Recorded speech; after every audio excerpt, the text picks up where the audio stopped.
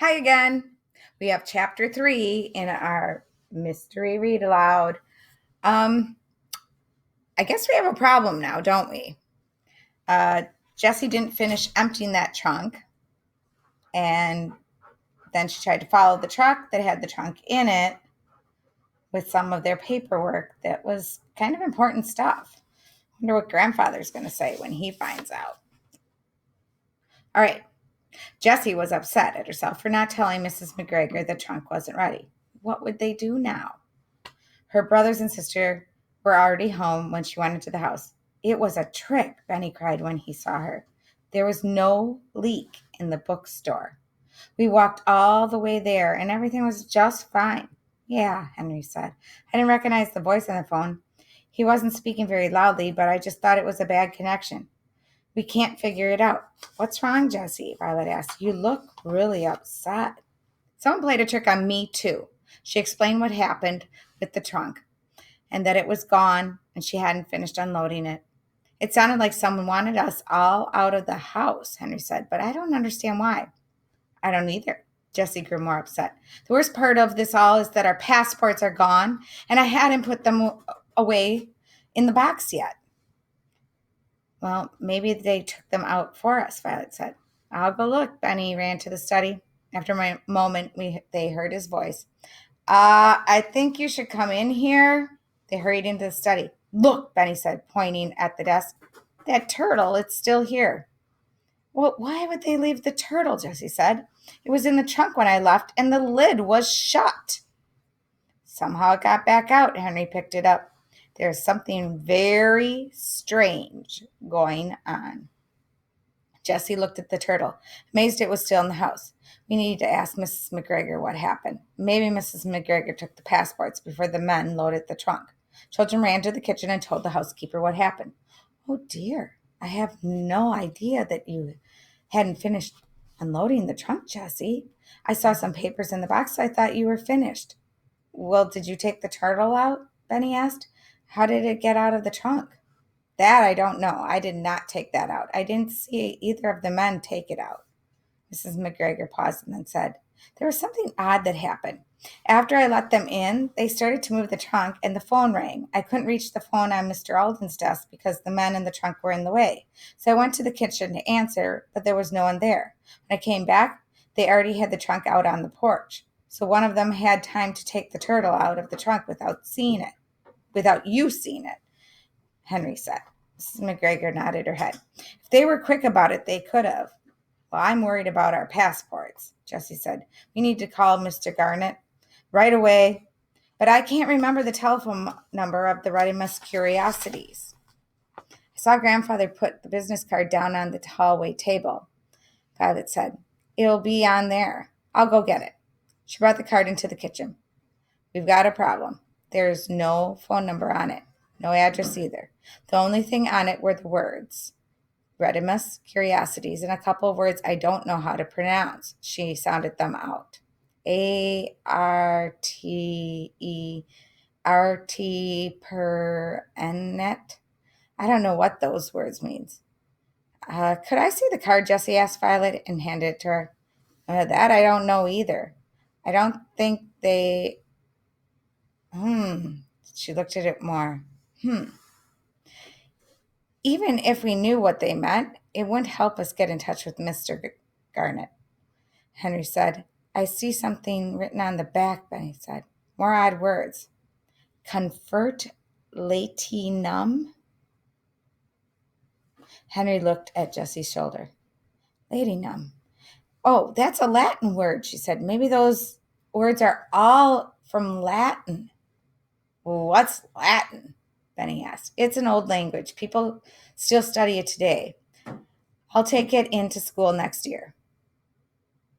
Or I'll take the course in school next year. Even if we figure out how to translate these words, we still wouldn't have a phone number. There's nothing on here. Why don't you just look at the telephone book? Benny suggested. Henry laughed. Smart, Benny. We should have thought of that. High five. Henry held up his hand and Benny jumped up to slap it. The children took the turtle back into the study. Henry pulled the telephone book out of the drawer in Grandfather's desk and leafed through it until he got to the R's. Running his finger through the page, he read off a list of businesses. This business is not in here. I don't understand why a business wouldn't be listed in a telephone book. Well, how about the flyer? That's how Jesse got the number in the first place. Jesse thought for a moment. Wait, I think grandfather had it last. I wonder what he did with it. They searched his office. Nothing. Henry snapped his finger. I know, the man was delivering flyers all over the neighborhood. We can get the number off one of the neighbors' flyers. That's a great idea, Violet said. The children rang doorbells up and down the street. None of the neighbors on the street had received a flyer. They were the only ones. The Aldens walked back to the house. They discussed the problem and all the strange things that were occurring. So why would the man deliver a flyer just to us? It's almost like they knew we had a trunk here and wanted to convince us to sell them. Do you think they wanted to steal our passports? Benny asked. Well, no, Henry said. They wouldn't know the passports were in the trunk in the first place. Once they bought the trunk, they couldn't know Jesse wouldn't have time to take the passports out. Except Jesse did get the mysterious phone call, Violet reminded them. What about the phone history on the phone? It should have the last number we called. Henry shook his head as he opened the door. Don't you remember we used grandfather's old-fashioned dial phone in the study? No phone history on it. And the calls don't show up on the other phones. Well, maybe he'll come back when he finds the turtle isn't in the trunk, Benny said. He didn't say it out loud, but he was glad the turtle had been left behind. He really liked it. Jessie couldn't stop worrying about the passports. I hope so, she said. But we should tell grandfather. When he came home and heard about the passports, he said not to worry. Let's wait and see if we get a call, he said. By Monday, though, there was still no call from Mr. Garnet. The Aldens attempted to find out more about the turtle on the internet. They were not successful. Googling black and orange turtle brought up images of interesting types of real turtles. There was an eastern box turtle, but no pottery turtle. They had better luck with the words on the business card. Turns out that the first word, artipernet, meant art endures. I like that. It means that art lasts a long time. Well, what about the other words on the back, Henry asked. Oh, Josie typed in confert latium. She laughed at what came up on the screen. Latin helps, but that's not the best way to give us a clue by telling us in Latin that the words are in Latin. So we know a little, but we still don't know anything about the turtle, Violet said. Maybe it's time to visit the library. We can't make any more progress here, and it's a good time for a bike ride. It's not supposed to rain this morning. They were all happy to get outside. You all should try to get outside when it's not raining out, for sure. Fresh air is supposed to be really good for your immune systems and everything. So I go outside with my puppies, but I can't take walks yet because of the crutches. But you guys can. They were all happy to get outside when they reached the library and parked their bikes in the bike rack. Henry pointed at all the other bikes filling in the spaces. It must be busy inside. Look at all those other bikes. He was right. The library was full of people. There were children that stood in the entrance. What do you think we need to do first? Benny asked. How about we divide up what we need to do? I'll try to find out about the turtle, Violet volunteered. Benny, you can help me since you like it so much. Then Jessie and I will try to figure out the Reddimus clue, Henry said. We'll be sitting over there at that table. Come get us if you figure out something or if you need help. Henry and Jessie found a table and sat down. Violet told Benny, the colors on the turtle reminded me of the pottery we saw when we were in New Mexico. Why don't we start with the books about Native American nations from the Southwest? That will help narrow down our search a little. If I'm wrong, we can move on to other regions. We did those regions in class. It's always good to know. Okay, how do we do that? Benny asked. Well, first we need to look up the right call numbers for the section of the art books on Native American pottery. Let's ask a librarian. Well, I only see one librarian, and I don't recognize her. Maybe she's new, Violet said. Which one? Benny asked. She didn't know the library. He didn't know the librarians as well as Violet did. The woman with her legs in a cast. Look at her cast is purple, and she had a purple streak in her hair. We've seen lots of purple things today. Violet noticed the new librarian watching them. The woman was putting away a book on a shelf using one crutch to balance. As soon as the librarian was finished, she headed back to her desk, waving to Benny and Violet as she went by. She doesn't look very busy now, Benny said. When the two went up to her, the librarian smiled at them. I could tell you needed help. I'm Trudy. What can I do to help you out? Her name tag said she was Trudy Silverton. In front of her on the desk, Violet noticed a pile of markers and a piece of paper with a big mark on it. The question mark was in all different colors. Violet leaned in closer. Well, that question mark is made up of lots of little words all in a line. That's kind of cool, Violet said. It is pretty, isn't it? Trudy said. It's a form of word art. You pick a shape you want to draw, and then you make the shape by writing little words where you would normally draw the lines. The librarian picked up a blank piece of paper and a marker. See, if I want to make a picture of a bird, I could write chirp, chirp, chirp, one after another, and curve the words around in the shape of the bird's back and then its head. She wrote a few words and then set the marker down. It takes a little while to do a whole picture, but it's kind of fun and it's easy. Maybe you guys could try that at home. That sounds pretty cool. Maybe I'll try that. I'm going to do a session here at a library for people who are interested in learning more about different kinds of art. Oh, look at this. We have a picture of Trudy with the kids and her lovely cast. This mine comes off at night. Looks like she found a book for them. Well, I'd like to try that, Violet said. I like all kinds of arts and crafts. But we're here today because we are trying to find out more about a piece of art, a type of pottery. But we can't reach the books we need. Could we use a stool to get them? Well, I can help you, Trudy said, getting up from her desk. Might be hard for you with your cast. Violet glanced down. Oh, I've gotten good at managing, Trudy said. You are sure to find what you need in this book.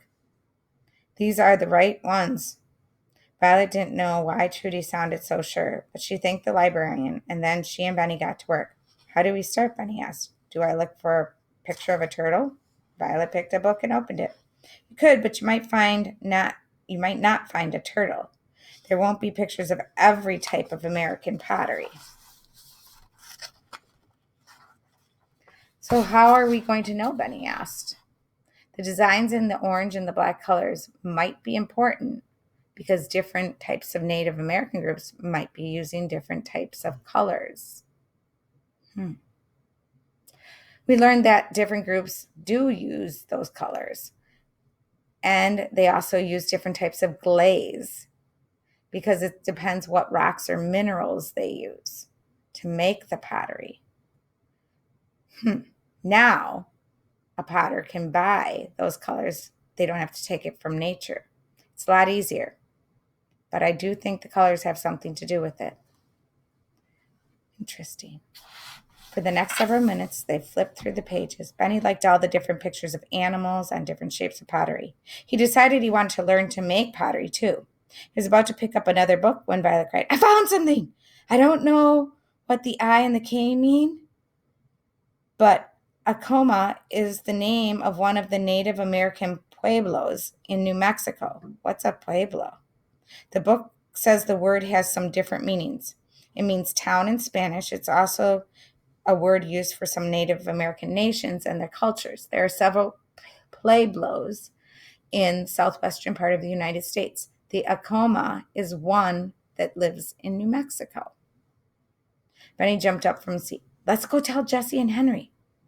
Tell us what? Henry asked as he and Jessie came up to their table. We have something to tell you, but let's hear yours first, Violet explained about Acoma Pueblo. Good job, Violet, Jessie said. A big grin appeared on her face. Here's what we figured out. I thought Reddimus has someone's last name, but then we realized it doesn't sound like a name we've heard before. Our only other clue were words in Latin, so I had the idea that maybe it was a Latin word too. And it is. So, Latin words, the turtle getting left, Prank calls.